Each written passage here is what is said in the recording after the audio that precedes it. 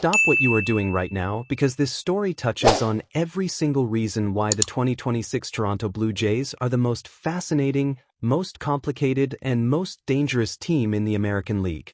And we are not talking about Vladimir Guerrero Jr. or Dylan Cease or even Trey Yesevich today.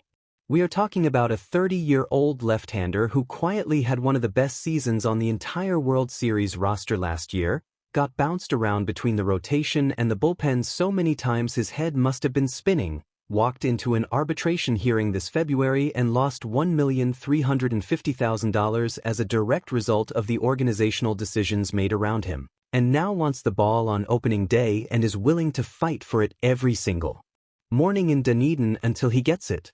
If you are not subscribed to this channel yet, hit that button right now and ring the notification bell, because we are breaking down the full Eric Lauer situation today, the Jojo Romero trade rumors that are heating up every single week, and what it all means for a franchise that went to Game 7 of the World Series in extra innings and is absolutely obsessed with not letting it slip away again. Let us get into every detail. Let us start with the arbitration story because if you missed it, it is genuinely one of the most compelling player versus organization storylines in all of baseball this spring. On February 11th, Eric Lauer sat down for his arbitration hearing against the Toronto Blue Jays and walked out of that room $1,350,000 poorer than he believed he deserved to be. He had filed for $5.75 million. The Blue Jays countered at $4.4 million. The arbitration panel sided with the organization. And Lauer, in a moment of rare and refreshing honesty that more professional athletes should aspire to, told reporters exactly how he felt about it and exactly why he believed it happened. He said, and these are his direct words, "The fact that I ended the year in the bullpen was probably what lost me my case." He told Sportsnet's Keegan Matheson that the whole bouncing back and forth thing last year kind of hurt him in the long run, not physically, but in his standing. And he is 100% correct, and the numbers prove it absolutely without question. Here is the reality of what Lauer actually did on a baseball field in 2025 that the arbitration panel apparently did not fully weigh in his favor. He was signed to a minor league deal before last season, which means the Blue Jays took a flyer on him and he had to earn everything from scratch. He spent the opening weeks of the year as a long reliever throwing 3 to 4 innings at a time, which is not a starter and not a traditional reliever. It is a position that earns its occupant almost no credit in salary arbitration regardless of how effectively the role is performed.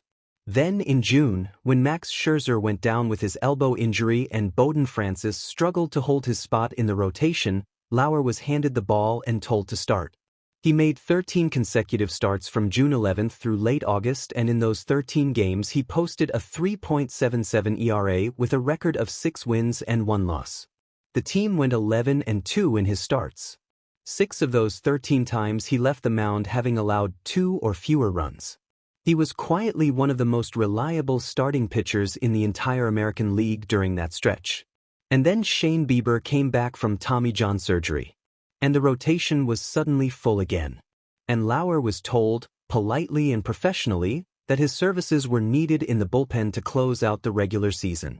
He accepted that role without complaint, through 12 innings across 7 September appearances with a 3.00 ERA and nearly a strikeout per inning, and then continued in that bullpen role all the way through the postseason, including a legendary 4.2-inning relief appearance in Game 3 of the World Series against the Los Angeles Dodgers in an 18-inning marathon that the Blue Jays ultimately lost 6-5. He gave everything he had to this franchise. He pitched in any role they asked. He performed in every role they put him in. And when February came, the arbitration panel looked at the fact that his final appearances of the season came out of the bullpen and made a decision that cost him more than $1 million. And now it is a contract year. Eric Lauer will be a free agent after the 2026 season ends, and his entire financial future hangs on what he does between March and October. Every start he makes as a front-end rotation arm increases his market value exponentially compared to every inning he throws as a middle reliever. That is not speculation. That is the economic reality of modern Major League Baseball. Starting pitchers who eat innings and post sub-4 ERAs command contracts that can change a family's financial trajectory for generations. Long relievers, no matter how effective, command a fraction of that same market. So when Lauer told reporters this spring that being able to lock in mentally and physically as a starter is what is best for him, and that it is what he has always done and how he has always prepared, he is telling the complete truth. And he is also fighting for his livelihood. Manager John Schneider has been characteristically careful about how he frames the situation publicly, which actually tells you almost everything you need to know about how complicated it really is. Schneider confirmed the team is stretching Lauer out like a traditional starter in spring training, targeting around 75 pitches by the end of Grapefruit League action. He also confirmed that Lauer started the team's very first spring training game against the Philadelphia Phillies, a positive sign. But in the same breath, Schneider described Lauer as an option rather than a starter with a guaranteed rotation spot, and emphasized how valuable his flexibility is for a team that cycled through 15 starting pitchers due to injury in 2025. To have that option, Schneider said, is really, really beneficial. Translation: we value what you can do in both roles, and we are not committing to giving you a permanent home in either one. For a man in a contract year who just lost $1 million arbitration case because of role ambiguity, that message is not exactly what he needed to hear. And here is where the math gets genuinely interesting and genuinely uncomfortable for everyone involved. Depending on how the Blue Jays decide to handle the Yesevich innings limitation situation, Lauer will be the 4th, 5th, or 6th starting pitcher on Toronto's depth chart heading into opening day. Kevin Gausman is the ace and is immovable. Dylan Cease just received a 7-year, $210 million contract and is very much immovable. Jose Berrios has been in the rotation since 2021 and is immovable. Max Scherzer, newly re-signed on a $3 million base deal with incentives that could reach $13 million if he pitches deep into the season, is ramping up and projects to be ready for opening day or shortly after. Trey Yesevich, the World Series hero who struck out 12 Dodgers hitters without issuing a single walk in Game 5, is locked into the rotation. Cody Ponce, who threw 180 innings in Japan last year and is showing good stuff in spring training, is competing for innings. Shane Bieber is starting the year on the injured list with forearm fatigue but will return at some point. That is a lot of starters. That is potentially 7 or 8 legitimate starting options for 5 rotation spots, and the organizational math simply does not work in Lauer's favor unless somebody gets hurt. Which brings us directly to the trade conversation, because this is the part of the story that multiple national media outlets have been circling for weeks, and the pieces are all pointing in the same direction. Bleacher Report's Kerry Miller, ESPN's David Schoenfield, and multiple other analysts have now connected the same two dots. The Blue Jays need a reliable left-handed reliever for high-leverage situations, and the St. Louis Cardinals have exactly one player who fits that description and would be willing to move him. His name is Jojo Romero. He is 29 years old. He had the best season of his professional career in 2025, posting a 2.07 ERA across 65 appearances, striking out 55 batters in 61 innings, and picking up 8 saves while serving as the Cardinals' primary closer after Ryan Helsley was traded at the deadline. He is currently making $4.26 million on a 1-year deal that expires at the end of the 2026 season, which makes him exactly the kind of expiring contract rental that rebuilding teams love to flip for prospects and contending teams love to add for an October run. The Cardinals are in full rebuild mode. They traded away Sonny Gray, Wilson Contreras, Nolan Arenado, and Brendan Donovan this past offseason. They are accumulating youth and controllable talent, and Romero, entering the final year before free agency, is essentially already on the trade block even if nobody has said those exact words publicly. Miller's prediction in Bleacher Report was as direct as it gets. Throw a dart at a projected contender because every postseason-bound team is looking to shore up its bullpen over the summer, and Toronto looks like a better fit than most. Schoenfield at ESPN went one step further and crafted an actual mock trade, proposing that the Blue Jays send utility man Davis Schneider to St. Louis in a 1-for-1 swap to land Romero.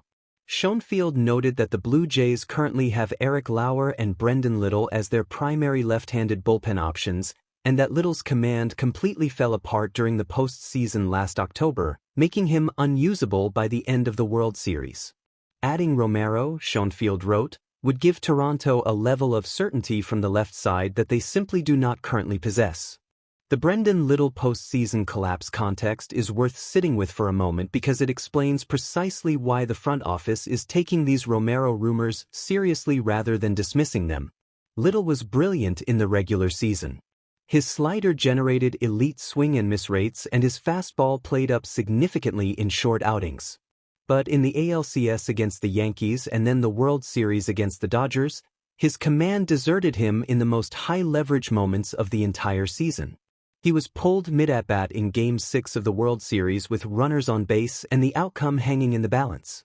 If the Blue Jays lose Game 7 in extra innings because their bullpen cannot hold a lead in the 8th and 9th innings, and they look at their current left-handed options heading into 2026 and see the same names that failed them in October, adding a proven arm like Romero becomes less of a luxury and more of a necessity.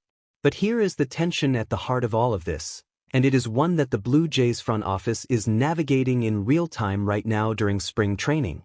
If they trade Lauer to create roster clarity and acquire a left-handed reliever through a separate transaction, they immediately lose their primary safety net for the starting rotation. Gausman is 34 years old and has been remarkably durable, but durable does not mean immortal. Cease has never thrown more than 191 innings in a single season. Berrios had a rough first half in 2025 before steadying himself. Scherzer is 41 and throwing on a one-year incentive deal. Yesevich is 22 with an innings limit.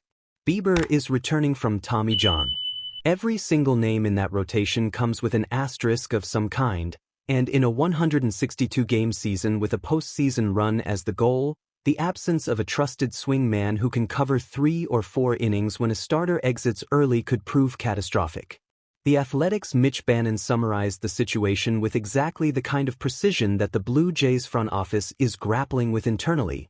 These situations always have a way of working themselves out. Injuries happen. Setbacks happen. Performance shifts perception.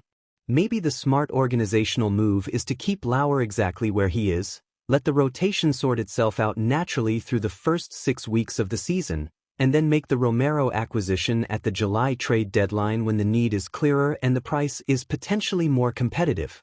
Because the Romero market will include the Dodgers, the Yankees, the Orioles, the Braves, and every other contender that inevitably loses a reliable bullpen arm to injury or ineffectiveness by June.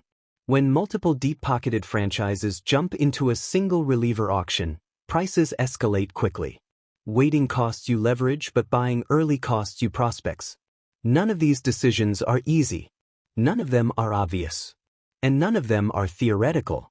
This is a franchise that lost the World Series on the final pitch of Game 7 in extra innings, that signed Dylan Cease for $210 million to prevent that from happening again, that re-signed Max Scherzer to add championship experience to the clubhouse, and that is now watching one of its most underappreciated contributors fight for a starting role because the organization's own roster decisions cost him more than $1 million in arbitration. The Blue Jays are not rebuilding. They are not transitioning. They are a championship-caliber team on a redemption mission, and every single decision between now and October carries the weight of what happened in extra innings on November 1st. Eric Lauer understands that weight better than almost anyone on this roster. He was on the mound in Game 3 of that World Series. He threw 4.2 innings in an 18-inning loss and gave everything he had. He deserves better than role ambiguity. He deserves a clear answer. And right now in Dunedin, he is going out to the mound every single day and demanding one with his performances. Now it is your turn. Drop everything in the comments right now because this conversation needs your voice. Do you think the Blue Jays owe Eric Lauer a rotation spot after what they did to his arbitration case? Should Ross Atkins pull the trigger on a Jojo Romero trade right now before the deadline market heats up and the price spikes? And if the Davis-Schneider mock trade from ESPN becomes reality, does it actually make this roster better, or does it create a different problem somewhere else? Tell us everything. Smash that like button if you believe this Blue Jays organization finds a way to do right by Lauer and still add the bullpen weapon they need to win a championship in 2026. Subscribe to this channel immediately because opening day against the Athletics is less than a month away, and we are covering every roster decision, every trade rumor, and every spring training development in real time every single day. Share this video with every Blue Jays fan you know, Because the redemption tour is officially underway in Dunedin and it is only going to get more dramatic from here. Let us go Blue Jays.